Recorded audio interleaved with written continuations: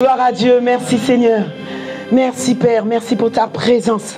Ce matin, Saint-Esprit, tu es le bienvenu. Fais comme tu voudras ce matin. Fais ton entrée au milieu de nous. Parle-nous, dispose nos cœurs à recevoir la semence de ta parole, Seigneur. Et nous prions, Père, que personne ne reparte ici aujourd'hui, Seigneur, comme il est rentré. Mais que tous repartent, boostés, motivés, changés, challengés, Seigneur, dans le nom puissant de Jésus.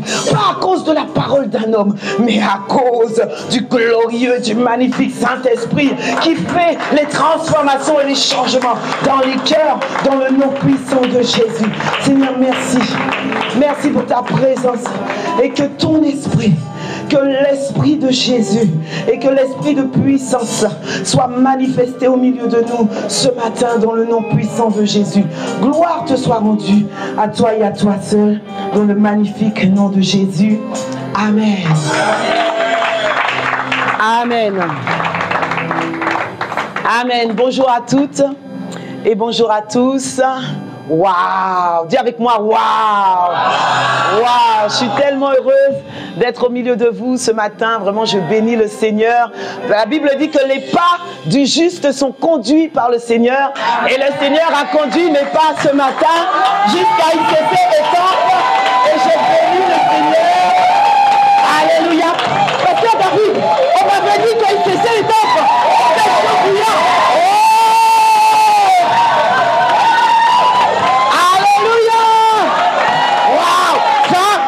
Famille de Dieu. Alléluia. Alléluia. Merci Seigneur. Wow. Une famille chaleureuse, une famille embrasée. Ça fait plaisir. Ça fait plaisir. Alléluia.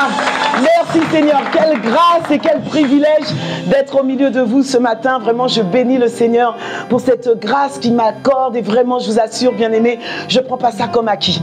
Pour moi, c'est une véritable grâce, un privilège vraiment d'être au milieu de vous. Et je prie par la grâce de Dieu que le Seigneur m'accorde de délivrer ce qu'il a mis sur mon cœur de la meilleure manière. Que ce soit par la grâce de Dieu. Et que cette parole, tu repars avec, tu l'embano la parole. Et puis tu mets en pratique dans le nom puissant de Jésus. Vous savez, Paul a dit, ma parole, ma prédication ne reposait pas sur des discours persuasifs de la sagesse humaine, mais toute mon efficacité reposait sur la démonstration d'Esprit Saint et de puissance. Que quelqu'un dise un bon amen. Alléluia. Donc c'est le Saint-Esprit qui va déposer cette parole dans ton cœur ce matin et qui va te faire du bien. Tu vas repartir avec et puis ça va te faire du bien dans le nom puissant de Jésus. Parce que c'est la parole qui libère, c'est la parole qui délivre, c'est la parole qui donne de l'intelligence au simple dans le nom puissant de Jésus. Alors que nos cœurs ce matin, bien-aimés, soient disposés, ne soient pas distraits, soient focus, soient focalisés pour recevoir la parole que le Seigneur a prévue pour toi ce matin dans le nom puissant de Jésus. Amen. Amen. Amen. Alors encore un beau bonjour à chacun d'entre vous. Comme je le disais, je suis vraiment ravie d'être au milieu de vous. Et ce matin, avant de commencer, bien-aimés, je veux prendre le temps de rendre grâce pour nos pères spirituels. Est-ce que tu peux m'aider à acclamer le Seigneur pour l'apôtre Yvan, pour l'apôtre Yves, de véritables pères spirituels, des mentors, des coachs, des repères, des modèles, des conseillers. Alléluia. Tu peux bien faire plus que ça. Alléluia. Si tu reconnais qu'ils sont une source de bénédiction de ta vie, allez, tu peux acclamer le Seigneur pour eux. Waouh! De véritables modèles, de véritables exemples. L'apôtre Yvan a fêté cette semaine ses 25 ans de mariage avec Miss Univers éternel. Alléluia. Et bien aimé, quel exemple, quel modèle. Je prie vraiment par la grâce de Dieu, alors que le Seigneur nous a connectés à ce manteau spirituel. Je prie également que ce soit notre partage dans le nom puissant de Jésus. Amen. Amen. Et est-ce que vous pouvez également m'aider à acclamer Miss Univers éternel, notre chère maman Maud, ainsi que notre chère maman Abby. Alléluia. Pasteur Maud et Pasteur Abby. Vraiment, nous bénissons le Seigneur pour ces mères spirituelles, de véritables exactement modèles, exemples, des femmes d'impact, des femmes de feu, des femmes de valeur, des femmes de sagesse. Vraiment, je bénis le Seigneur. Alors acclame encore avec moi le Seigneur pour leur vie. Vraiment, je bénis le Seigneur pour eux et je rends grâce au Seigneur de ce que l'apôtre Yvan vraiment nous accorde la grâce vraiment de venir, voilà, de ville en ville, aller prêcher la parole. C'est pas tous les pasteurs qui font ça, surtout quand il s'agit d'une femme. Donc vraiment, on bénit le Seigneur encore une fois pour lui. Et je vais également prendre le temps de bénir le Seigneur pour le berger de la maison. Il s'est séparé. Le pasteur David et sa merveilleuse épouse alias Merjo, que nous appelons affectueusement. Vraiment, on bénit le Seigneur. Le Seigneur vous a donné un bon berger, bien-aimé. Alléluia. Et nous rendons grâce vraiment pour le prix payé, pour ce qu'il fait au quotidien. Vraiment, bien-aimé, c'est pas simple, c'est pas facile, mais vraiment, on bénit le Seigneur, vraiment pour le prix payé, pour le porteur d'armes qu'il est. Et comme il a dit, c'est vrai, nous grandissons ensemble, nous marchons ensemble. Voilà, et le Seigneur nous aiguise le fer, aiguise le fer. Alléluia. Et nous bénissons vraiment le Seigneur pour sa vie. Alors, tu peux encore acclamer le Seigneur pour le berger de la maison. Alléluia. Amen. Amen, amen. Alors tourne-toi vers ton voisin et dis à ton voisin, sois attentif ce matin. Tu vas recevoir quelque chose de la part du Seigneur. Amen. Vous pouvez prendre place tout en saluant votre voisin, votre voisine. Dis-lui bonjour. Voilà, avec un beau sourire ce matin. Alléluia. Salue bien ton voisin. Amen. Amen. Gloire à Dieu. Amen. Alors, comme je disais tout à l'heure, ce matin, le Seigneur a mis une parole sur mon cœur, un message qu'il m'a donné. Et je prie, comme je le disais tout à l'heure, que le Seigneur m'accorde la grâce de délivrer le message de la meilleure manière que possible. Amen. Et donc, ce matin, les amis, il faut m'aider à prêcher. Alléluia, je compte sur vous pour m'aider à prêcher. Amen. Alors, bien-aimé, le Seigneur a parlé à travers la bouche de son serviteur, l'apôtre Ivan, en fin d'année. Et le Seigneur a annoncé plusieurs paroles prophétiques. Dis avec moi un bon amen. Plusieurs paroles prophétiques. Et je veux te rappeler ces paroles ce matin. Peut-être que tu as oublié, mais ce matin, je veux te rappeler parce que ce sont des paroles fortes et des paroles qui vont nous accompagner tout au long de cette année 2024. Amen. Il a dit 2024, c'est l'année de... la moisson. Ouh là là. Ah, miséricorde. 2024, c'est l'année de l'abondance. Alléluia. 2024, c'est l'année de la moisson abondante. Nous ne parlons pas d'une moisson quelconque, mais nous parlons de la moisson abondante. Bien-aimé, il a déclaré, le Seigneur a déclaré par la bouche de son serviteur que 2024, c'est l'année du couronnement divin. 2024, c'est l'année de la domination. 2024, c'est l'année de la rémunération. 2024, c'est l'année de la restitution divine. Toutes les années que les sauterelles avaient volé, il va racheter le temps dans le nom puissant de Jésus. 2024, c'est l'année de la récompense. 2024, c'est l'année de la rétribution des méchants. 2024, c'est l'année du relèvement. C'est l'année du rétablissement divin dans le nom puissant de Jésus. Que quelqu'un dise un bon amen. Est-ce que tu te rappelles tout ce que le Seigneur a annoncé? C'est juste magnifique. 2024. Bien-aimé, c'est notre partage. C'est notre partage. Et la Bible nous dit dans Jean 10, au verset 10, Jésus a dit, « Le voleur ne vient que pour voler, égorger et détruire. Moi, je suis venu afin que les brebis aient la vie et qu'elles soient dans l'abondance. » Alléluia. Bien-aimé, le Seigneur n'est pas venu annoncer une vie de pauvreté, une vie de médiocrité, une vie de justacé, une vie de péché, une vie où tu es esclave de l'iniquité. Non, il est venu appeler, il est venu annoncer une vie d'abondance. Alléluia. Et bien aimé, nous n'avons pas besoin d'attendre que Jésus revienne pour vivre cette vie d'abondance. Cette vie d'abondance, elle est disponible ici et maintenant, ici-bas. Alléluia. Cette vie abondante, elle est disponible. Et par la grâce de Dieu, je crois que nous allons vivre cette vie. Amen. Alors quelqu'un peut poser la question, mais pasteur Jocelyne, c'est quoi la vie abondante? C'est quoi la vie abondante? Bien aimé, la vie abondante, c'est la vie de Dieu. La vie abondante, c'est la vie où tu domines sur la maladie. C'est la vie où la santé divine est ton partage. C'est une vie, bien-aimée, où la puissance du sang de Jésus agit dans ta vie. C'est une vie où la paix qui surpasse toute intelligence est ton partage dans le nom puissant de Jésus. Alléluia. C'est une vie malgré les turbulences, malgré les vicissitudes de la vie, malgré les trompettes de la vie. Tu es en paix. Tu es en paix. Pourquoi? Parce qu'il est dans la barque avec toi. Il est dans la barque avec toi. Alléluia. Tu es tranquille. Pourquoi? Parce qu'il est là. Alléluia. Alléluia. La vie abondante, c'est quoi, Pasteur Jocelyne? La vie abondante, c'est une vie où ta joie ne dépend pas des bonnes nouvelles, où ta joie ne dépend pas des circonstances, où la joie du Seigneur est ta force. Alléluia. Où la joie du Seigneur est ta force.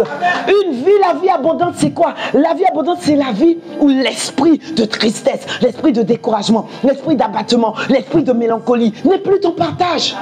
Pourquoi? Parce que lorsque cet esprit vient frapper à la porte, tu fais comme David. Mon âme.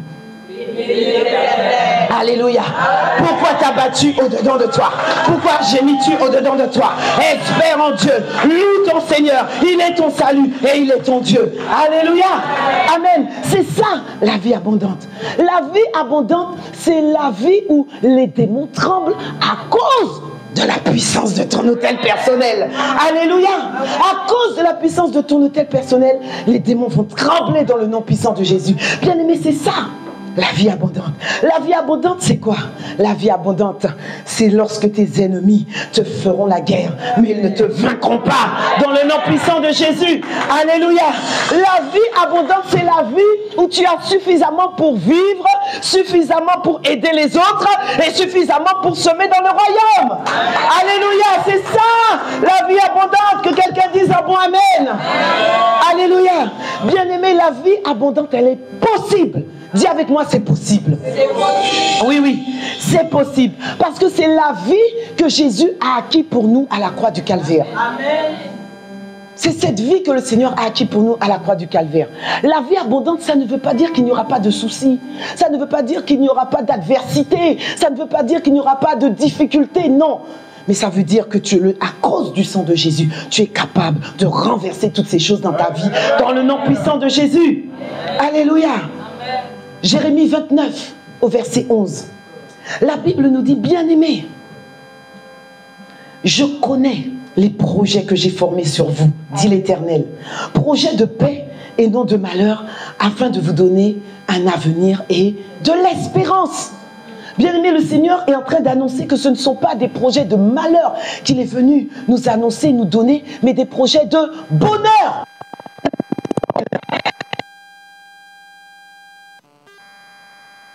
D'un bonheur prolongé. Dis avec moi, un bonheur prolongé. Alléluia. Il s'agit que toi et moi, nous puissions rentrer dans une dimension de bonheur prolongé. Le bonheur prolongé, c'est quoi? Le bonheur prolongé, c'est un bonheur qui n'a pas de fin. C'est un bonheur qui ne s'arrête pas. C'est un bonheur qui est indéfini. C'est ça, le bonheur prolongé. Et je crois par la grâce de Dieu, bien-aimé, que c'est possible de vivre ce bonheur prolongé, que ce n'est pas utopique. Non, non, c'est possible, je le crois. Par la grâce de Dieu. Daniel 4, au verset 7. C'est pourquoi, ô roi, puisse mon conseil te plaire. Mets un terme à tes péchés, en pratiquant la justice et à tes iniquités, en usant de compassion envers les malheureux. Et c'est là où ça nous intéresse. Et, dis avec moi, et ton bonheur pourra se prolonger. Alléluia, ça veut dire quoi? Ça veut dire, bien-aimé, qu'il y a un bonheur prolongé qui existe. Alléluia. Qui veut vivre ce bonheur prolongé? Alléluia. Moi, je lève les deux mains, les deux pieds, tout avec moi aussi. Je veux vivre ce bonheur prolongé dans le nom puissant de Jésus. Amen. Alors oui, comme je l'ai dit, il y aura des turbulences. Il y aura parfois des difficultés, il y aura parfois des embuscades, des bâtons dans les roues, des pots de bananes. Mais je crois par la grâce de Dieu que le Seigneur est capable de nous faire vivre cette vie. Alléluia. Amen. La Bible dit que le diable est comme un lion rugissant, cherchant qui dévorer. Parce que le diable ne va pas nous laisser vivre tranquillement notre petite vie en abondance, le bonheur prolongé, et puis nous laisser comme ça. Non, il ne vient, on a dit, que pour détruire, égorger, dérober. Bien-aimé. Alléluia. Ésaïe 59, au verset 19. La Bible dit, quand l'ennemi viendra comme un fleuve, l'Esprit de l'Éternel le mettra en fuite. Donc quand l'ennemi viendra mettre les embuscades, les pots de banane pour nous empêcher de vivre cette vie abondante, la Bible dit que l'Esprit de l'Éternel le mettra en déroute. Alléluia. Amen. Nous ne sommes pas seuls, bien-aimés, dans ce combat. Nous sommes accompagnés. Sache que tu es accompagné. Alléluia. Tu n'es pas seul, tu es accompagné. Que quelqu'un me dise un bon amen. Alléluia. Bien-aimé, cette vie de bonheur prolongée, elle est possible, on l'a dit. Mais elle est possible si et seulement si nous mettons un terme définitif au péché et à l'iniquité dans nos vies. Que quelqu'un dise un bon amen. Alléluia. Et que nous décidions de marcher chacun d'entre nous en nouveauté de vie. Amen. L'apôtre Yvan nous a parlé, il y a quelques semaines, de la différence entre le péché et l'iniquité. Ce matin, je veux te rappeler ça, parce que c'est important de comprendre cette chose avant d'aller plus loin. Donc, nous allons faire une petite révision. Amen. Est-ce que ça va? Vous me suivez? Alléluia. Le péché vient du mot grec amasia. Oui, si tu as fait les cours 101, tu devrais le savoir. Alléluia. Amasia veut dire rater le but. Rater la cible. Cela peut être une parole dite, ça peut être une pensée ou une action posée qui te fait rater ce que Dieu voulait faire pour toi. Est-ce qu'on se comprend? Alléluia. Mais l'iniquité, c'est différent. Je vais m'attarder plus sur l'iniquité. L'iniquité, c'est différent du péché. L'iniquité, c'est d'abord le péché. Ça commence par le péché, mais qui est tellement pratiqué, qui est tellement répété, bien-aimé, que ça devient comme une seconde nature. Ça devient comme une seconde peau. Ça devient comme un vêtement collé sur toi. L'iniquité. L'iniquité, c'est-à-dire que l'iniquité, c'est comme si tu pratiques le mensonge. Tu mens comme tu respires, que ça devient naturel, ça te fait ni chaud ni froid, c'est devenu ta seconde nature.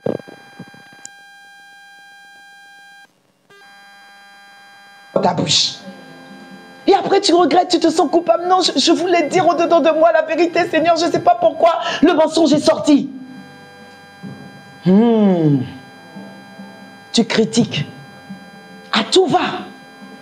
Ça sort de ta bouche naturellement. C'est devenu normal. Aïe, aïe, aïe. Dis avec moi, aïe, aïe, aïe.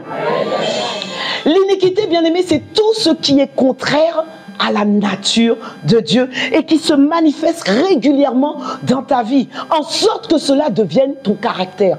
Aïe. Ça veut dire qu'à un moment donné, ton caractère est corrompu. L'iniquité. Tu tombes dans le péché, mais tu pratiques l'iniquité. Je répète, tu tombes dans le péché, mais tu pratiques l'iniquité. Mais cette année, bien-aimé, tu sors de l'iniquité. J'ai dit, tu sors de l'iniquité dans le nom puissant de Jésus. Dieu veut te voir sortir de l'iniquité. Et je te vois sortir de l'iniquité cette année dans le nom puissant de Jésus. Si tu le crois, tu peux dire un bon amen. Il te sera fait selon ta foi, bien-aimé. Si tu crois que Dieu est capable de te sortir de l'iniquité, alors ça sera ton partage dans le nom puissant de Jésus. Amen. Et pour cela, tu dois faire partie de la catégorie des personnes qu'on appelle les indignés. Dis avec moi, les indignés. Les indignés. Oui, oui, d'où le titre de mon message. En 2024, décide de faire partie de la catégorie des indignés. Amen. Amen. Donc mon message commence maintenant. Est-ce que ça va? Amen. Tu as attaché ta ceinture? Amen. Alléluia. Et oui, bien-aimés, les indignés. Il y a les autres, et puis il y a les indignés. Il y a les Saül, et puis il y a les David. Il y a ceux qui ont choisi des compromis. Il y a ceux qui ont choisi de cohabiter. Il y a ceux qui ont choisi de subir les forteresses. Mais bien-aimés, il y a ceux qui ont choisi de n'être qu'à lui. Il y a ceux qui ont choisi d'être tout entier à lui. Il y a ceux qui ont choisi de se battre. Il y a ceux qui ont choisi de ne pas se compromettre. Alléluia. Moi, j'ai choisi la catégorie des indignés. J'ai choisi la catégorie des indignés. J'ai choisi de me battre. J'ai choisi d'exercer mes mains au combat. Alléluia. Amen. Amen. Donc, bien-aimés, pour mettre un terme définitif au péché, à l'iniquité et à toutes choses qui perdurent dans vos vies, nous devons faire partie de la catégorie des indignés. Amen. Alléluia. Et donc, bien-aimés, dans le livre Orange, qui connaît le livre Orange? Ouh là là. 2 mains qui se lèvent, 3 mains. Le livre Orange. Vous savez de quoi je parle? Ah, il y en a qui suivent. Alléluia. 2. Alléluia. Gloire à Jésus. Il s'agit du livre de l'apôtre Yvan, Sortir des prisons intérieures. Amen. Alléluia. Bien-aimé, ce livre, tu dois l'avoir. Ça doit faire partie des livres qui sont sur ta table de chevet. Amen. Il y a ta Bible et puis il y a Sortir des prisons intérieures. Amen. Alléluia. Qui a le livre? Tu as le livre mais tu ne l'as pas lu. Parce que quand j'ai posé la question, on vous connaît. Alléluia. Donc si tu as le livre, je veux t'inviter vraiment à prendre le temps de lire le livre. De lire, de méditer dessus. Alléluia. Et donc, dans le livre Sortir des prisons intérieures de l'apôtre Yvan nous parle de 3 sortes, je dis 3 sortes, de catégories de personnes face aux forteresses. Et donc, je vais partager avec vous ces 3 sortes de catégories de personnes et puis nous allons nous attarder sur la dernière catégorie. Amen. Est-ce que ça va? Vous me suivez? Amen. Alléluia. Première catégorie de personnes, il s'agit de ceux qu'on appelle les accoutumés ou encore les accommodés. Dis avec moi les accoutumés. Les accoutumés. Les accoutumés, ce sont ceux qui sont habitués à subir les forteresses. Ce sont ceux qui sont prisonniers des forteresses depuis longtemps et qui ne cherchent pas à en sortir. Alléluia. Ce sont ceux qui sont habitués à être esclaves. Ils sont indifférents au péché. Tu as beau leur dire que cette vie n'est pas la vie que Dieu a annoncée pour eux. Tu as beau leur dire que cette vie n'est pas normale. Mais bien aimés, ils s'en fichent. Ils sont à l'aise. Ça ne les dérange pas. Ils sont comme ceux qui sont atteints du syndrome de Stockholm. Alléluia. Et l'apôtre Yvan nous donne souvent cet exemple.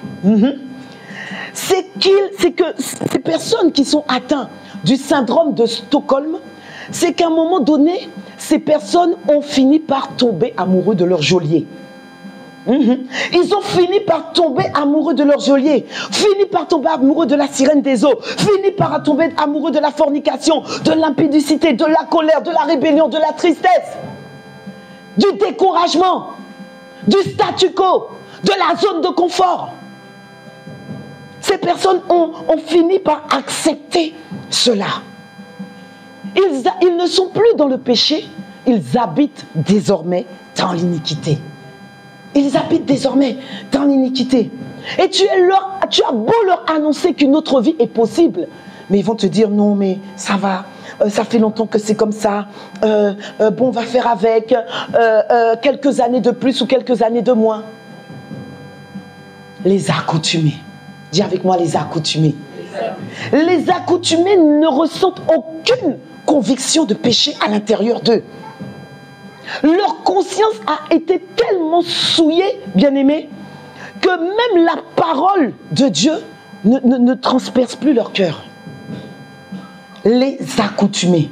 Oh, dis avec moi, aïe, aïe, aïe. Aïe, aïe, aïe. Mon frère, ma soeur, je suis venue t'annoncer que si tu te reconnais dans cette catégorie, sache que Dieu ne te condamne pas. Alléluia. Dieu ne te condamne pas.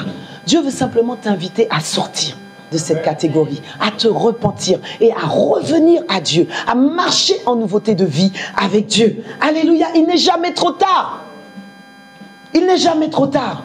Dieu est capable de changer ta vie dans le nom puissant de Jésus. Matthieu 6, au verset 24, il est dit, nul ne peut servir deux maîtres, car ou il haïra l'un et aimera l'autre, ou il s'attachera à l'un et méprisera l'autre. Vous ne pouvez servir Dieu et maman. Voilà pourquoi, bien-aimé, si tu te trouves dans cette catégorie, tu dois faire un choix. Tu dois faire un choix, tu dois prendre une décision. Et je prie par la grâce de Dieu que tu prennes la bonne décision. Amen. Amen. Amen, les accoutumés. Première catégorie. Deuxième catégorie de personnes face aux forteresses, il s'agit de ceux qu'on appelle les résignés. Alléluia. Ah, pasteur David, j'ai bien fait de venir. Hein? J'ai bien fait de venir. Les résignés. Les résignés, ce sont ceux qui ont voulu sortir de l'emprise des forteresses, de l'alcool, de la masturbation, de la débauche, de la sorcellerie, de la pornographie, de la dépendance à la cigarette. Mais qu'est-ce qui s'est passé? Ils se sont fait tabasser par leur geôlier. Ils se sont fait tabasser par leur geôlier. Pourquoi? Parce que quand ils ont voulu sortir de la prison, bien-aimés, la puissance de leur hôtel personnel était trop faible. La puissance de leur hôtel personnel était trop faible. Pourquoi? Parce qu'ils se sont attaqués à des entités qui étaient beaucoup plus fortes qu'eux. Ils se sont attaqués à des entités qui étaient beaucoup plus fortes qu'eux. Et les entités les ont tabassés, ils les ont oppressés. Et qu'est-ce qui s'est passé? Eh bien, le niveau d'oppression a augmenté. Le niveau d'oppression a augmenté. Ils ont commencé à sentir des douleurs dans leur corps, des choses bizarres. Les résignés. Et bien aimés, ils ont tellement été tabassés qu'à un moment donné, ils ont été tétanisés. À un moment donné, ils ont eu peur. Ils ont eu peur au point où ils ont préféré ne pas lutter. Au point où ils ont préféré ne pas résister à l'esprit de rejet, à l'esprit de mensonge, à l'esprit de calomnie, à l'esprit de colère. Ils ont préféré ne pas lutter. Les résignés. Les résignés, ce ne sont pas les accoutumés. Parce que les résignés, ce n'est pas qu'ils aiment ça. Ce n'est pas qu'ils aiment la vie de l'iniquité. Non, ce n'est pas qu'ils aiment ça. Ce n'est pas qu'ils veulent rester dans cette situation. Non, ce n'est pas ça. Ils ont voulu s'en sortir. Mais quand ils ont voulu s'en sortir, ça s'est mal passé. Quand ils ont voulu s'en sortir, qu'est-ce qui s'est passé? Il y a eu des représailles. Il y a eu des représailles. Et donc, ils ont préféré rester dans les rangs. Ils ont préféré rester dans les rangs et ne pas chercher de problème. Mais ça ne sera pas ton partage dans le nom puissant de Jésus. Ça ne sera pas ton partage dans le nom puissant de Jésus. Vous savez, bien-aimés, il y a quelques semaines, on a eu les 48 heures. On a eu les 48 heures et à la fin de ces 48 heures, il y a une sœur qui est venue me voir et qui me partageait un peu son histoire.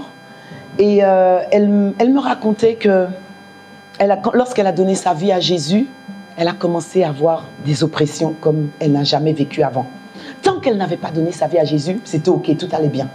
À partir du moment où elle a donné sa vie à Jésus, elle a subi un niveau d'oppression qu'elle n'avait jamais expérimenté avant. Et elle expliquait que le niveau de pression était tellement fort que c'était difficile pour elle. Mais elle a quand même voulu lutter.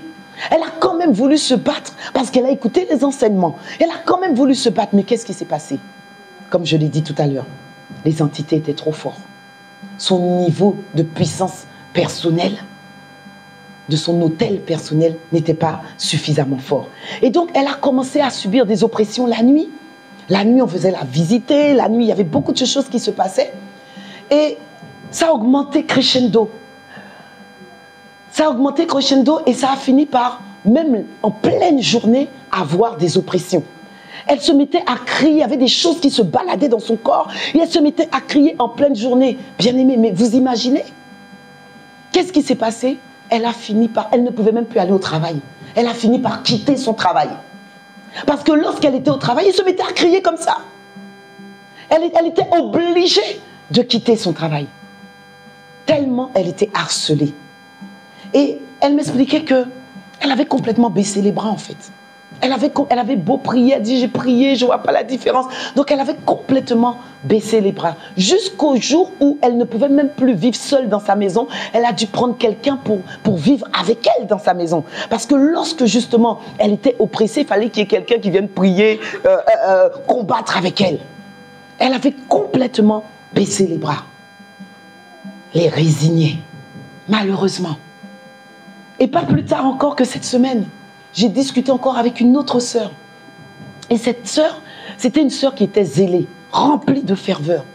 Mais elle a vécu échec après échec professionnel. L'échec professionnel a emmené dans sa vie la résignation. L'échec professionnel a emmené dans sa vie la résignation, tellement elle trouvait du travail. Et puis à chaque fois, au moment où on devait confirmer son CDI, hop, on lui disait que non, finalement, on ne la prenait pas. Une fois, 2 fois, 3 fois. Au bout d'un moment, elle s'est résignée. Elle a baissé les bras. Elle n'a plus voulu chercher du travail. Et elle est chez elle comme ça. Je lui dis, mais tu fais quoi de tes journées? Rien. Je suis à la maison. Résignée. Bien aimé, que cela ne soit pas notre partage cette année. En 2024, dans le nom puissant de Jésus. Amen. Alléluia. Et malheureusement, beaucoup de chrétiens sont dans cette catégorie. Beaucoup de chrétiens sont dans la catégorie des résignés. Alléluia. Mais tu sors. Tu sors. Cette année, je te vois sortir dans le nom puissant de Jésus. Alléluia. Tu sors de la catégorie des résignés dans le nom puissant de Jésus. Alléluia. Mais aujourd'hui, bien-aimé, je suis venu t'annoncer une 3e catégorie de personnes. Je suis venu t'annoncer la catégorie de ceux qu'on appelle les indignés. Alléluia. La catégorie de ceux qu'on appelle les indignés. Les indignés disent non, ouais, j'ai été créé pour sa gloire. Je suis un peuple choisi. Je suis une nation sainte. Un peuple racheté. Moi, j'ai été racheté pour un but. Alléluia. Ça, ce sont les indignés. Ceux qui ont choisi de se battre. Ceux qui ont choisi de lutter contre tous les cycles familiaux, territoriaux, les esprits territoriaux. Alléluia. Amen. Les indignés. Ce sont ceux qui ont choisi de ne pas se laisser faire. Ceux qui ont choisi de ne pas se laisser faire. Ceux qui ont choisi que les blocages familiaux, que toutes les formes de sorcellerie, toutes les formes de forteresse dans leur vie ne resteront pas. Alléluia. C'est ceux qui ont choisi de dire « Je décide de n'être qu'à lui. Je décide de n'être qu'à lui. Et je décide de me battre dans le nom puissant de Jésus. » Les indignés, ce sont ceux qui crient à Dieu du plus profond de leur détresse. Alléluia. La Bible dit, psaume 34 au verset 6, « Quand les justes crient, le Seigneur, l'Éternel entend et les délivre de toute leur détresse. » Les indignés, ce sont ceux qui tombent et qui se relèvent. Les indignés, ce sont de véritables terminators. Les indignés, ce sont de véritables Hulk. Ce sont des inébranlables. Ils tombent, mais ils se relèvent. Ils tombent, mais ils se relèvent. Ils tombent, mais ils se relèvent. Alléluia. Ce sont des déterminés comme Anne. Ils ont décidé d'en découdre avec l'ennemi. Alléluia. Bien-aimés, il n'y a pas de délivrance. Il n'y a pas de libération sans indignation. Non. Il n'y a pas de libération sans indignation. Et la particularité des indignés, c'est que les indignés manifestent ce qu'on appelle la sainte colère. Dis avec moi la sainte colère. Oh là là. Dis avec moi la sainte colère. La sainte colère. Alléluia. Vous dormez ou quoi? La sainte colère. Bien-aimé, il n'y a pas de grands exploits. Il n'y a pas de grandes réalisations sans sainte colère. Il faut la sainte colère. Éphésiens 4, au verset 26. Si vous vous mettez en colère, ne péchez point. Que le soleil ne se couche pas sur votre colère. Ça veut dire quoi, bien-aimé, dans ce verset? C'est la première partie qui nous intéresse. La première partie de ces versets nous dit, si vous vous mettez en colère, bien-aimé, ça veut dire quoi? Ça veut dire que Dieu attend de toi et de moi que nous nous mettions en colère. Alléluia. Dieu attend de toi et de moi que nous nous mettions en colère dans certaines situations dans nos vies. À un moment donné, tu dois te mettre en colère. Sainte colère. On ne peut pas toujours être doudou, bonbon, chocolat, gâteau, sucre d'orge, non. Oui, oui, à un moment donné, tu dois te lever. Tu dois te lever à un moment donné. Tu dois arrêter de subir les assauts de l'ennemi. Tu dois arrêter de subir la tyrannie du diable. Alléluia. À un moment donné, tu dois te mettre en colère et manifester la sainte colère dans le nom puissant de Jésus. Amen. Les indignés ont une sainte colère à l'intérieur d'eux. Dans leurs entrailles, là, il y a une sainte colère qui bout et qui n'attend qu'à sortir. Amen. Alléluia. Ce sont ceux qui sont fâchés. Ceux qui disent assez, c'est assez. Ma vie doit changer. Amen. Alléluia. Les indignés. Oui, tu peux acclamer. Je rends grâce pour la seule personne qui a acclamé. Alléluia. Les indignés se mettent en colère, oui. Pas contre leur mari, pas contre leurs voisins, pas contre leurs collègues, pas contre leur patron, non. Mais la Bible dit en Éphésiens 6, au verset 12, car nous n'avons pas à lutter contre la chair et le sang, mais contre les dominations, contre les autorités, contre les princes des ténèbres de ce monde, contre les esprits méchants dans les lieux célestes. Amen. Alléluia. C'est contre eux que nous devons lutter, bien-aimés. C'est contre eux. La sainte colère. David ressentait une sainte colère à l'intérieur de lui, devant Goliath qui injuriait l'Éternel. Regardez cela. Dans 1 Samuel 17 au verset 26. David dit aux hommes qui se trouvaient près de lui, « Que fera-t-on de celui qui tuera ce Philistin? Et qui ôtera l'opprobre de dessus d'Israël? Qui donne ce Philistin, cet incirconcis, pour insulter l'armée du Dieu vivant ?» David avait une sainte colère. Ça nous démontre ici que David était énervé. Il était énervé de ceux qui injuriaient l'Éternel. Il a ressenti ça à l'intérieur de lui. Moïse aussi a ressenti une sainte colère, oui.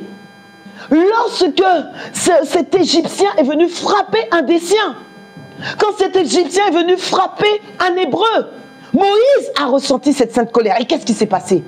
Il est venu puis il a attaqué cet Égyptien. Il a tué cet Égyptien en Exode 2 au verset 11. Alléluia. La femme cananéenne, bien-aimée, lorsqu'elle a vu sa fille tourmentée par un esprit méchant, qu'est-ce qui s'est passé? Mais elle avait moi je crois qu'elle avait véritablement une sainte colère à l'intérieur d'elle. La sainte colère l'a poussée à aller voir Jésus pour que Jésus puisse délivrer son enfant. C'est la sainte colère qui l'a poussée, bien-aimée. Alors que Jésus n'était pas venu pour elle. Jésus n'était pas venu pour elle.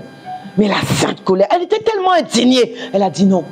Même si je sais qu'il n'est pas venu pour moi, mais j'y vais. Amen. Alléluia. Bien-aimé, en 2024, je te vois faire partie de la catégorie des indignés dans le nom de Jésus. Ceux qui ont choisi de se mettre en colère, les indignés qui ont choisi de se mettre en colère, une sainte colère, dans le nom puissant de Jésus. Alléluia. Les indignés. Bien-aimé, je nous vois en 2024 faire partie de cette catégorie. Alléluia. Bien-aimé, que ce ne soit pas simplement un amen. Hein? Alléluia. Que ce soit véritablement acté dans nos vies. Alléluia. Alors, je vais partager avec vous, on continue. Ça va? Je vais partager avec vous 6 caractéristiques des indignés. Et je crois par la grâce de Dieu que si tu mets ça en pratique, tu vas voir la différence. Amen. Tu vas voir la différence cette année. 6 caractéristiques de ceux qu'on appelle les indignés. Est-ce que vous êtes prêts? Ça va? Amen. Alors, première caractéristique, les indignés sont persévérants et persistants. Dis avec moi, persévérants et persistants. Oh, dis-le avec un peu plus de ferveur et de conviction ce matin. Persévérants et persistants. Ils sont comme cette veuve face au juge inique qui n'a pas lâché le morceau jusqu'à obtenir gain de cause. Elle n'a pas baissé les bras devant ce juge. Elle n'a pas lâché. Elle a continué parce qu'elle avait un but. Elle cherchait quelque chose. Elle voulait son dû. Alléluia. Luc 18, au verset 4 à 5. Pendant longtemps, il refusa. Mais ensuite, il dit en lui-même, « Quoique je ne craigne point Dieu et que je n'ai d'égard pour personne, néanmoins, parce que cette veuve m'importune, je lui ferai justice, afin qu'elle ne vienne pas sans cesse me rompre la tête. » Bien-aimé, on voit dans ce verset, au début de ce verset, il est écrit « pendant longtemps ». Pendant longtemps, ça veut dire quoi? Bien-aimé, ça veut dire que ce n'était pas une histoire de un jour, une semaine, un mois. C'était beaucoup plus que ça. Pendant longtemps. Ça nous démontre la persévérance de cette femme. Ensuite, il est dit dans ce même verset, afin qu'elle ne vienne pas sans cesse. Le sans cesse ici notifie la persistance. La persistance. La sainte colère a poussé cette femme à être persévérante et persistante. Amen. La persistance, cette femme aussi a manifesté la persistance dans la prière. La sainte colère l'a poussée à prier nuit et jour, sans relâche. Je peux t'assurer, bien-aimé, je peux t'assurer que si tu as décidé de faire une veillée de prière et que tu n'as pas la sainte colère, je peux t'assurer que tu vas dormir. Tu vas dormir.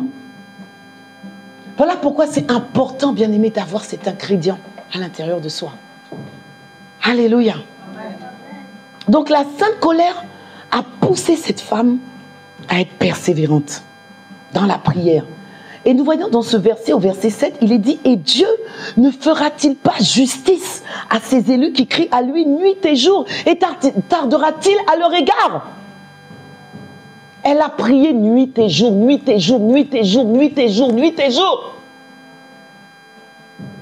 pour obtenir ce qu'elle voulait. Elle a prié avec persistance. Elle a manifesté ce qu'on appelle la prière persistante. Alléluia. Amen. Et que ce soit notre partage, bien-aimé. Thomas Edison, qui connaît Thomas Edison ici? Thomas Edison. Thomas Edison, oui. Thomas Edison, c'est l'homme qui a inventé l'ampoule électrique, autrement dit l'électricité. Et lorsque je regardais l'histoire de cet homme, je regardais sur Internet, je crois vraiment que Thomas Edison devait avoir une sainte colère à l'intérieur de lui. Amen. Je crois qu'il devait avoir une sainte colère et je crois qu'il devait en avoir assez, c'est assez de la bougie. Amen. Assez, c'est assez de la bougie. Amen. Il devait en avoir assez de la bougie. Amen. Voilà ce qui l'a poussé à l'intérieur de lui d'aller chercher la formule pour acquérir l'électricité. Bien aimé, il est dit dans son histoire que cet homme a essayé plus de 6000 essais avant de trouver la formule pour acquérir l'électricité. Waouh! Dis avec moi, waouh! Wow. Bien aimé, n'est-ce pas un témoignage d'une extrême, là c'est pas juste la persévérance. Moi je dis c'est une extrême persévérance, une extrême persistance. Amen. Je ne sais pas si Thomas Edison était chrétien. Hein? Je ne sais pas. Je ne suis pas sûre, je ne crois pas. Mais lui, disons qu'il n'était pas chrétien. Il n'était pas chrétien, il n'avait pas le Saint-Esprit, le glorieux Saint-Esprit à l'intérieur de lui.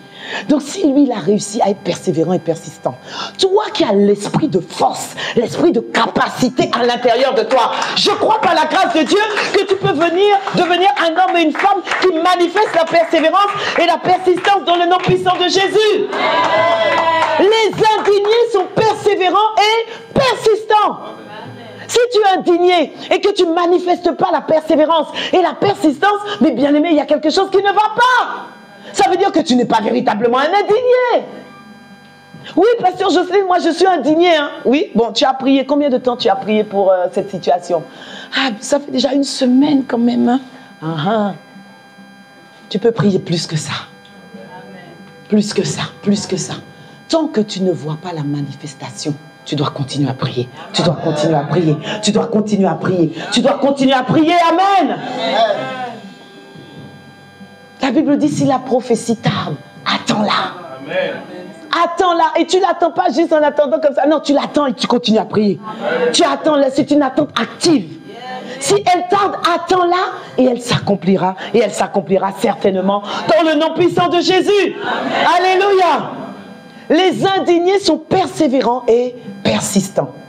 Deuxième caractéristique des indignés, les indignés passent à l'action. J'espère que tu es en train de noter. Je vois beaucoup de gens qui me regardent et qui ne notent pas. Les indignés passent à l'action. Les indignés, pour mettre un terme définitif au blocage, à l'iniquité dans ta vie et ne plus subir les prisons, bien aimé, tu dois passer à l'action. À un moment, tu dois passer à l'action. Et oui, parce que les choses ne vont pas tomber du ciel comme ça en attendant. Oui, j'ai prié et puis tu attends. Bah, si tu attends, tu vas attendre longtemps. Un indigné n'est pas une personne qui est passive. Non. Un indigné, c'est quelqu'un qui a la sainte colère et cette sainte colère le pousse à passer à l'action. La sainte colère à l'intérieur de toi va te pousser à passer à l'action, va te pousser à faire le kilomètre de plus, va te pousser à faire le pas de plus, va te pousser à te lever et à agir face à ces situations qui perdurent dans ta vie. Alors je passe comment à l'action, pasteur Jocelyne?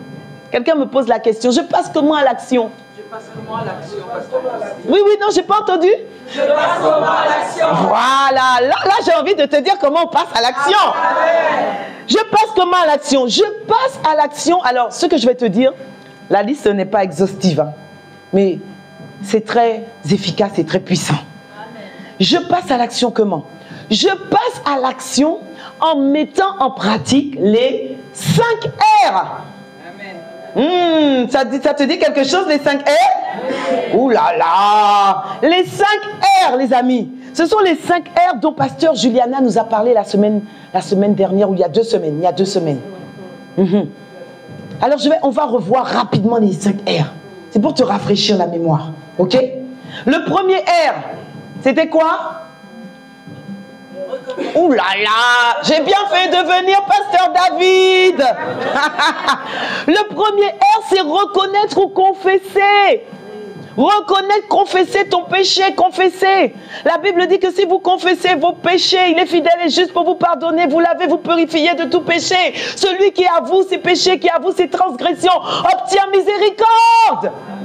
Alléluia. Tu dois confesser, avoue à quelqu'un de confiance, tu dois confesser tes fautes.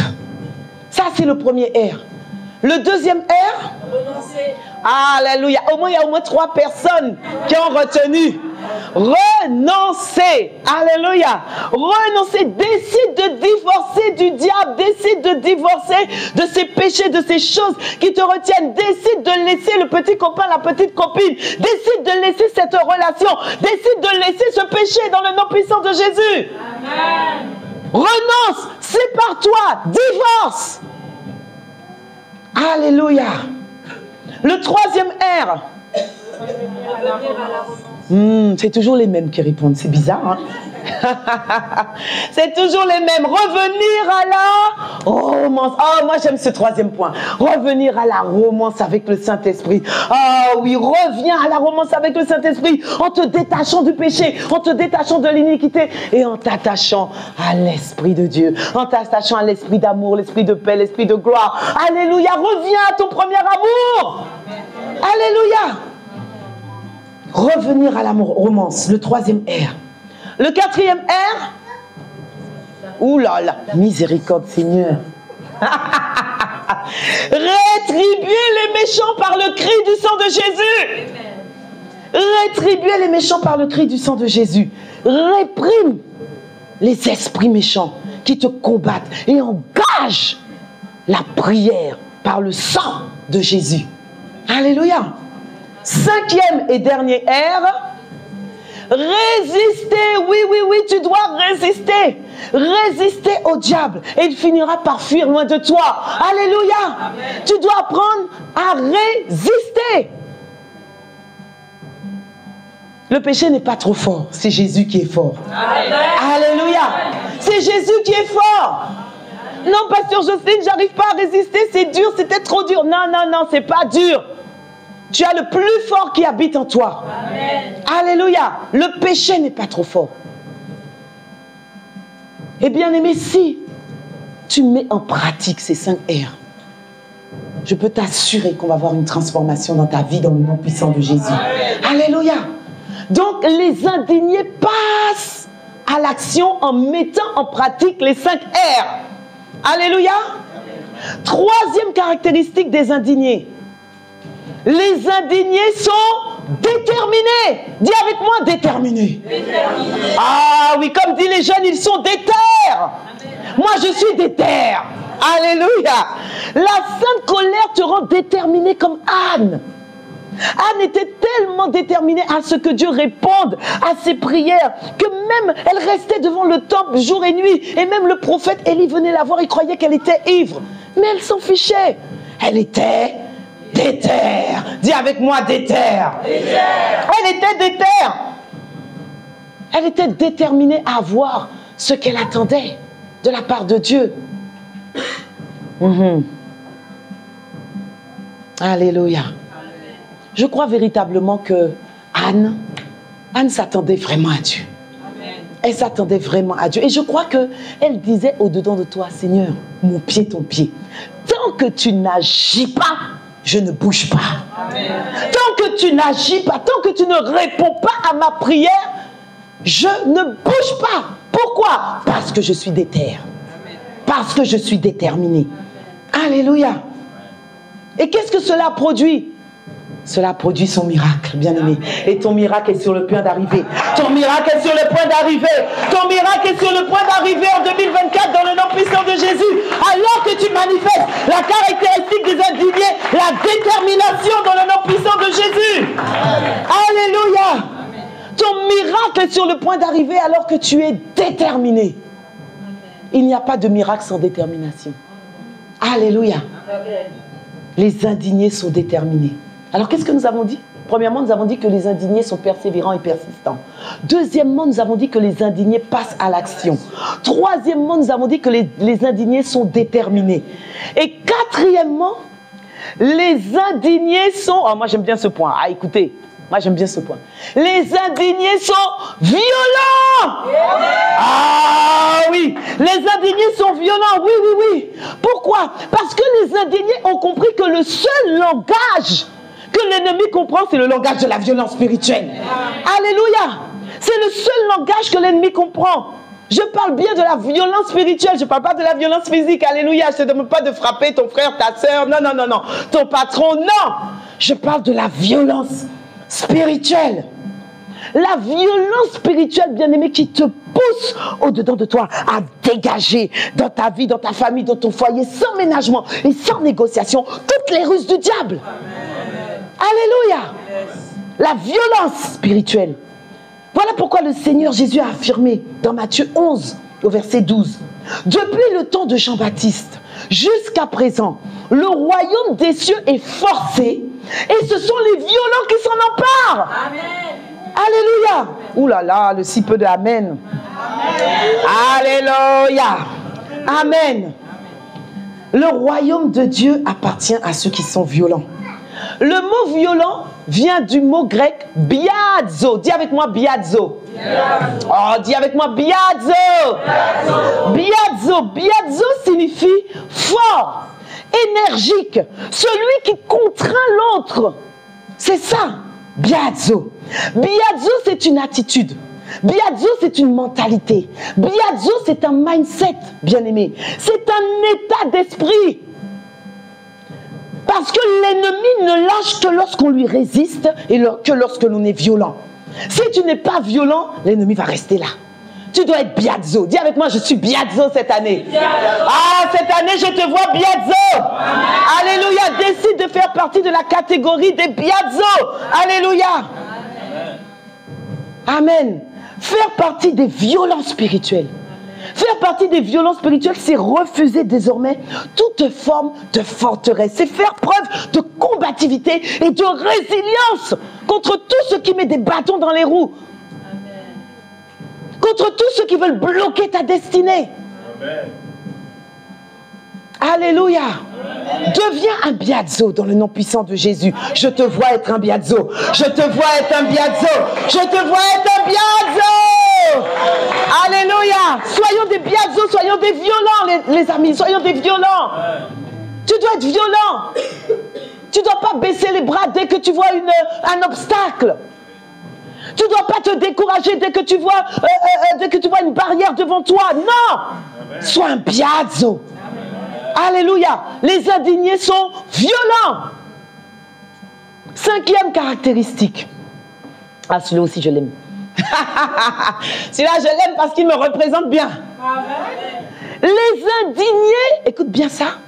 Les indignés crient continuellement. Oh oui, les indignés crient continuellement. Les indignés ont un cri intérieur à l'intérieur d'eux. Un cri continuel, comme Bartimée. Alléluia. Bartimée avait un cri continuel, bien-aimé. Ah oui, ah oui. Marc 10, au verset 46 à 49. La Bible dit qu'ils arrivèrent à Jéricho.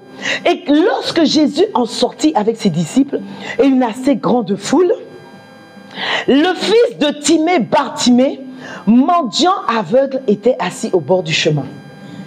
Il entendit que c'était Jésus de Nazareth. Et bien aimé, Bartimée ne voulait pas laisser passer son miracle. Bartimée ne voulait pas laisser passer sa libération. Bartimée ne voulait pas laisser passer sa délivrance. Lorsqu'il a entendu que c'était Jésus qui passait au bord du chemin, la Bible dit qu'il se mit à crier. Alléluia, il se mit à crier: Fils de David, Jésus, aie pitié de moi. Est-ce qu'il y a un cri continuel qui sort à l'intérieur de toi? Est-ce qu'il y a un cri continuel qui sort à l'intérieur de toi? Face à ta situation qui perdure, face à ces blocages dans ta vie, face à ces esprits familiaux, face à ces esprits territoriaux, tu dois refuser, bien-aimé, de subir les forteresses. Tu dois te battre. Les indignés crient continuellement. Bartimée a crié. On lui disait: tais-toi, tu fais trop de bruit. Tais-toi, tu cries trop fort. Tais-toi, tu es toujours en train de prier, tu es toujours en train d'être en retraite, tu es toujours. Continue. Continue à crier, continue à crier. J'aime Bartimée, j'aime cette histoire. Bartimée, c'est moi. Tu peux maintenant désormais m'appeler pasteur Jocelyne Bartimée. Celle qui crie continuellement à Dieu. Tu cries continuellement à Dieu. Tu dois crier, bien-aimé. Ceux qui crient continuellement finissent par déplacer les montagnes. Alléluia. Merci, merci, merci. Gloire à Dieu. Alléluia. Alléluia pour ce petit. La Bible dit que les enfants appartiennent, que le royaume de Dieu appartient à ceux qui sont comme les enfants. Alléluia. Alors sois comme un enfant. Hein, il libère la parole sans avoir honte de son voisin, du fait qu'il a crié trop fort. Il libère la parole. Alors libère la parole aussi ce matin, dans le nom puissant de Jésus. Ceux qui crient continuellement à Dieu finissent par déplacer les montagnes. Alléluia. Les indignés crient continuellement. C'est pas juste un cri une fois, deux fois, non. C'est continuel. Continuel, ça veut dire que c'est sans cesse. Tu continues à crier tous les jours. Un mois, tu as crié. 2 mois, tu as crié. 1 an, tu as crié. 10 ans, tu as crié. Bien aimé, j'ai crié pour une situation dans ma vie pendant 10 ans. Pendant 10 ans, il y avait une situation dans ma vie. Tous les jours que Dieu fait, j'ai crié à Dieu. Dans le lieu secret, j'ai crié. J'ai crié, j'ai continué à servir Dieu avec un bon cœur. J'ai continué à prendre soin des autres avec un bon cœur. Et j'ai crié. Bien aimé, c'est cette année que j'ai eu ma délivrance. C'est cette année que j'ai eu ma délivrance. C'est cette année que j'ai eu ma délivrance. Lorsque le juste crie, le Seigneur l'entend. Il le délivre de toutes ses détresses. Même si ça fait 5 ans, même si ça fait 10 ans, même si ça fait 20 ans. J'ai pas lâché. J'ai pas lâché. C'était dur. C'était difficile. Mais j'ai pas lâché. Parce qu'il y avait à l'intérieur de moi un cri intérieur. Alléluia. Les indignés crient continuellement. Oh, oh, oh, je crie à toi. Oh, oh,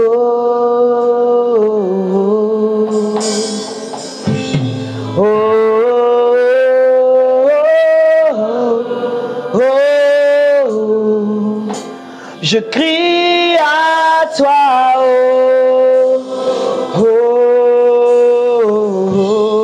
C'est le cri de nos cœurs.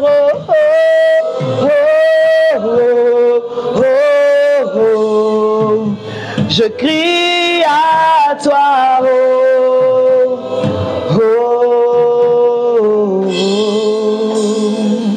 Alléluia, tu peux acclamer le Seigneur.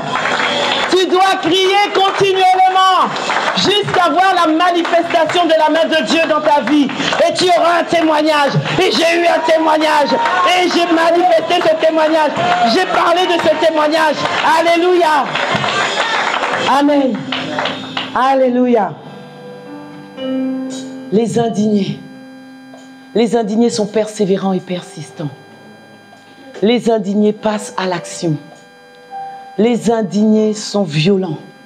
Les indignés sont déterminés. Les indignés crient continuellement. Et nous allons voir le dernier point. Les indignés refusent la normalité et sont des éternels insatisfaits. Alléluia. Tu peux dire un bon amen quand même? Amen. Alléluia. Les indignés refusent la normalité et sont des éternels insatisfaits. Les indignés refusent la normalité du monde. Les indignés refusent qu'on leur dise, mais cette situation, c'est normal. C'est normal d'avoir l'hypertension. Ma mère avait l'hypertension. Ma grand-mère avait l'hypertension. Ma tante avait l'hypertension. Ma soeur avait l'hypertension. C'est normal, c'est de famille. C'est normal d'avoir ces voix intérieures à l'intérieur de toi. C'est normal d'avoir ces voix qui te disent « Oh, c'est trop difficile de résister au péché. C'est vrai, je viens de donner ma vie. Je suis au Seigneur, je suis nouveau converti. Donc c'est normal de tomber dans le péché. C'est normal d'être assis dans l'iniquité. C'est normal. » Non! Bien-aimé, je suis venu te dire que c'est pas normal. Non, non, c'est pas normal. Ce n'est pas normal.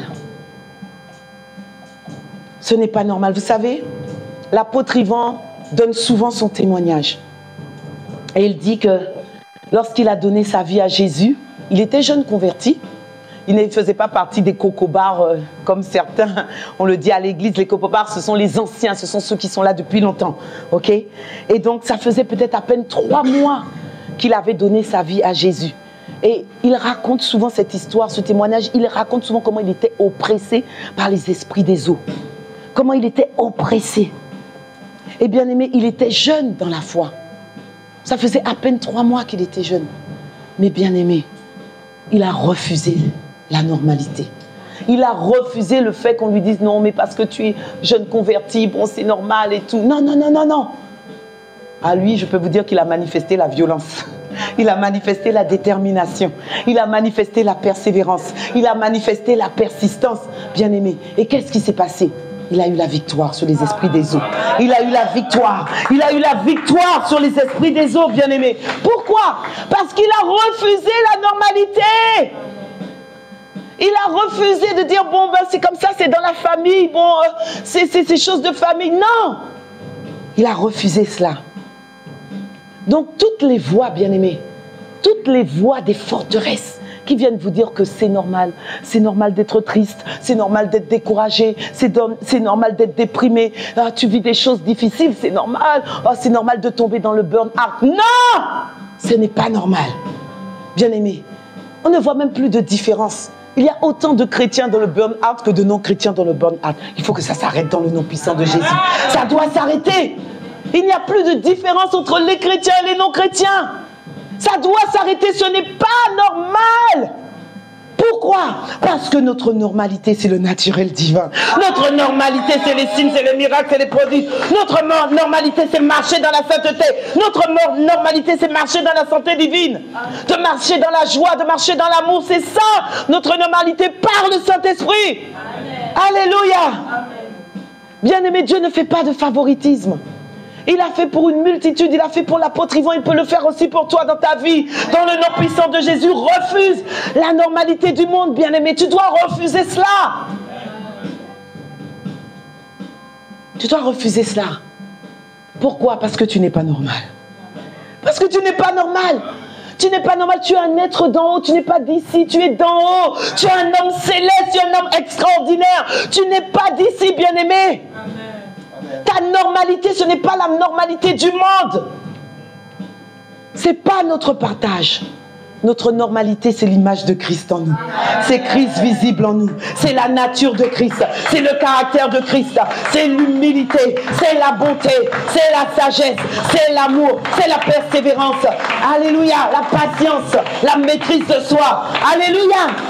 C'est ça notre normalité. Refuse la normalité. Et vous savez, bien-aimés, il fut un temps où je croyais que avoir les règles douloureuses, c'était normal. Oui, oui. Il fut un temps dans ma vie, je croyais que c'était normal d'avoir des règles douloureuses. Pourquoi? Parce que les médecins te disent que c'est normal, parce que ta famille te dit que c'est normal, parce que tes amis te disent que c'est normal. C'est physiologique, c'est normal d'avoir des douleurs de règles, d'avoir mal au ventre. Je le croyais. Bien aimé, jusqu'à ce que je comprenne que ce n'était pas normal.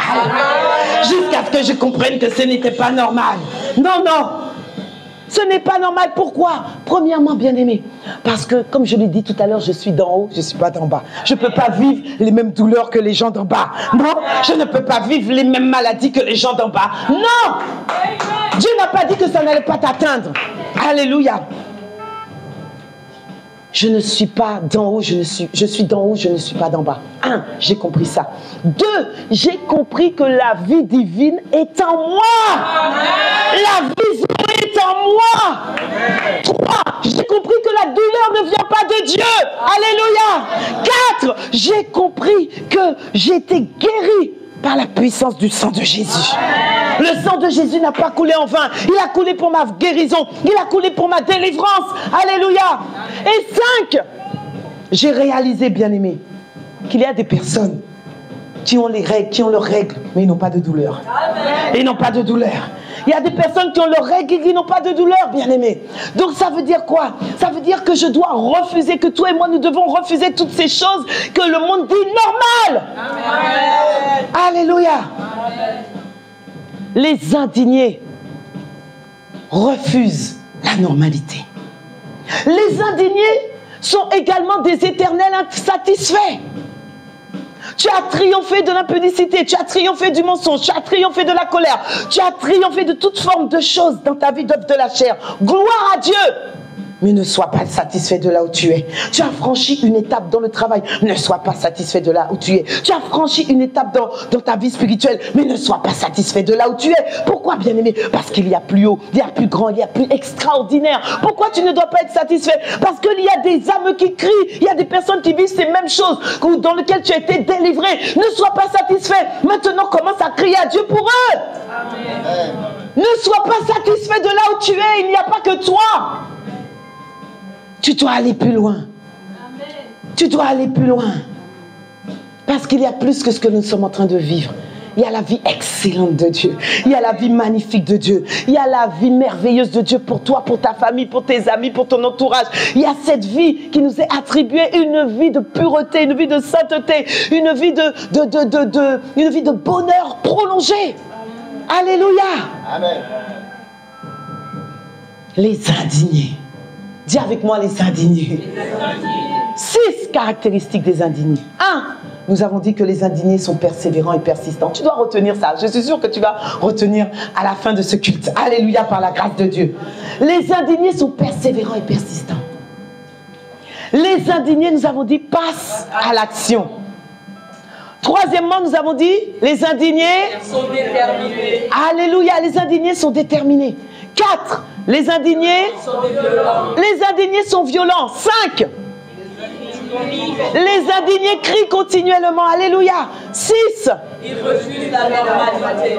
Refusent la normalité et sont des éternels insatisfaits. Est-ce que tu peux acclamer le Seigneur? Alléluia. Alléluia. Nous allons nous lever, nous sommes arrivés à la fin de ce temps, bien-aimé, mais je prie cette année que Dieu nous accorde la grâce de faire partie de la catégorie des indignés au nom de Jésus. Bien-aimé, sans indignation, sans sainte colère, il n'y a ni changement, ni transformation. Que Dieu réveille en chacun de nous, bien-aimés, une sainte colère, un ras-le-bol qui nous pousse à aller chercher Dieu comme jamais auparavant. Alléluia. Alléluia.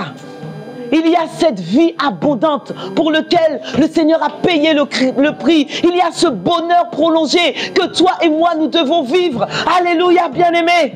Nous devons sortir de cette situation. Refuse de faire partie de la catégorie des résignés. Refuse de faire partie de la catégorie des accoutumés. Et que Dieu réveille ce matin au-dedans de nous une sainte colère. Que Dieu réveille ce matin au-dedans de nous une sainte colère dans le nom puissant de Jésus. Nous voulons voir le règne de Dieu établi dans nos vies. Le règne de la sainteté, le règne de la pureté, le règne de la douceur, le règne de la patience, le règne de la foi, le règne de la paix, le règne de l'amour, le règne de la compassion. C'est ce que nous voulons voir dans nos vies. Dans le nom puissant de Jésus. Alléluia. Alléluia.